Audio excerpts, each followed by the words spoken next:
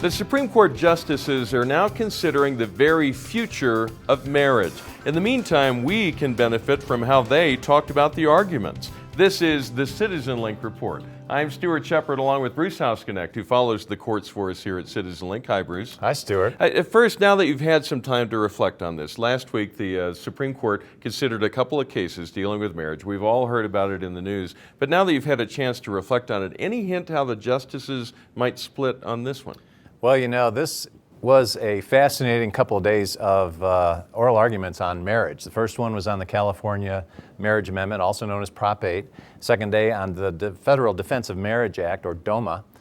And on the first day on Prop 8, all you can say about Prop 8 is that Justice Kennedy is more in the middle than ever. And I don't think we're going to see a same-sex marriage decision imposed on 50 states. Other than that, I'm not sure where it's going to go. All right. Now, I want to play a few quotes from the argument and just get your reaction to them and help us understand some of what was being talked about. These are all from the first day of arguments when Proposition 8, the California Marriage Amendment, was being considered.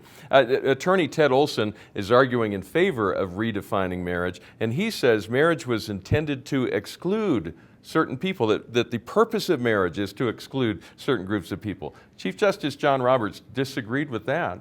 I'm not sure that it's right to view this as excluding a particular group.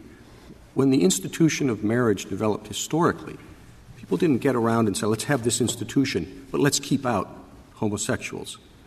The institution developed to serve purposes that by their nature didn't include homosexual couples.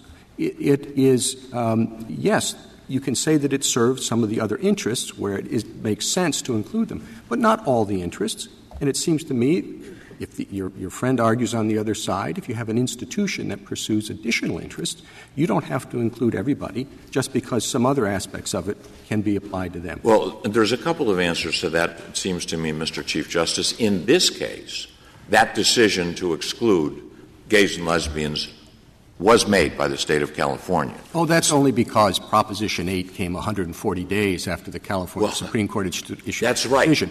And don't you think it's more reasonable to view it as a change by the California Supreme Court of this institution that's been around since time immemorial?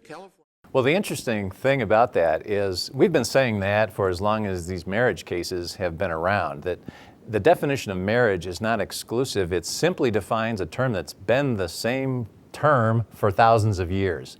And it no more excludes same-sex marriage than it excludes polygamy or incestual marriage or anything else. So I'm glad that the Chief Justice brought that out. Now, a lot of us have been seeing, if you have a Facebook account or you may have seen it in news reports, this little status icon, it's a little equal sign. It's pink and red. And what they're trying to sell there is the idea that this is about equality, that we need to bring equality to those folks who feel excluded from marriage. But that's not a proper way of looking at this whole debate, is it? It's an oversimplification of what equal protection is. Equal protection is not about equality. Otherwise, we'd have no laws and we'd all be equal. Equal protection is about drawing lines and making sure that there's a rational basis for those lines. That's all it is. Is there a rational basis for saying that marriage is just between a man and a woman? And I'm talking rational in the legal sense. Yes, and of course there is, because men and women, you need a man and a woman to produce a child, and our marriage culture is all based on the rearing of that child. And so, yeah, sure, it makes sense to draw that line there. And really what that gets at is this is a fact. It's a biological fact that can be recognized in law. The side that was defending marriage raised that point in the arguments that they sent to the court beforehand, that marriage wasn't designed to exclude people. It was just designed because it describes this union of man and woman in which children were brought into the world. We know from social science research that it's the best possible environment for the raising of a child. That should be the ideal that's strived for. So that's what marriage is. But then to say it's equal makes no sense because they're not the same thing. So putting an equal sign between them is like saying 2 and 7 are equal. Yeah, that's exactly right. A definition that's been the same definition for thousands of years cannot suddenly, in the last 10 years, be questioned. And then suddenly the Constitution has to change because of this cultural debate over a definition. Bruce, a little later, the Chief Justice made clear that this is not about rights that are being denied, that everyone has all the same rights in the country, that there is this issue over the definition of marriage, but he did say it's focused on changing the very definition of the word marriage. It's just about the label in this case.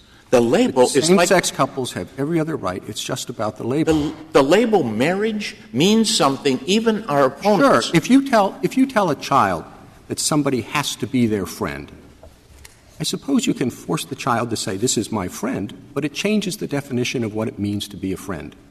And that's, it seems to me, what the supporters of Proposition 8 are saying here. All you're interested in is the label, and you insist on changing the definition of the label.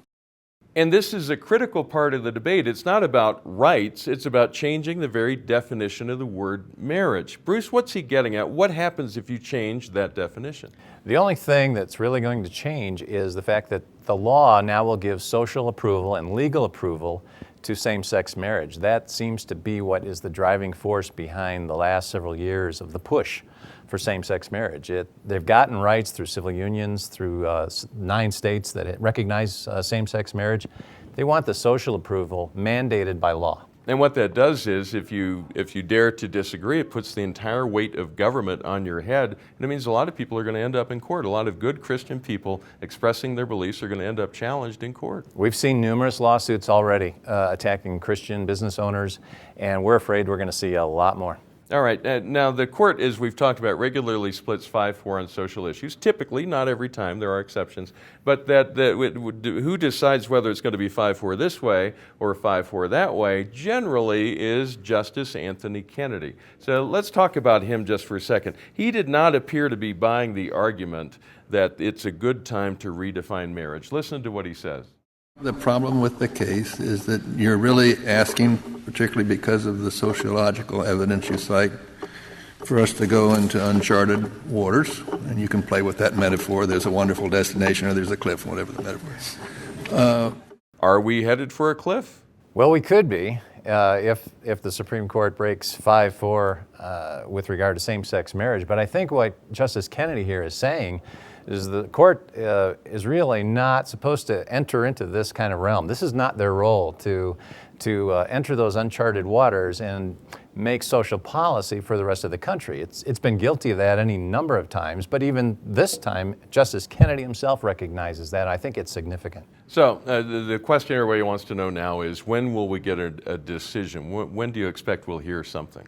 I think definitely by the third or fourth week of June. Because of when this was argued and the importance of it, it's going to be one of the last, if not the last, decision of this term, which ends in late June. All right. Thank you, Bruce. And of course, we'll be updating you as we go along. You'll be hearing about it from everywhere, but we'll give you our point of view when we get to that point. Thank you, Bruce, and thanks to all of you who watch each week.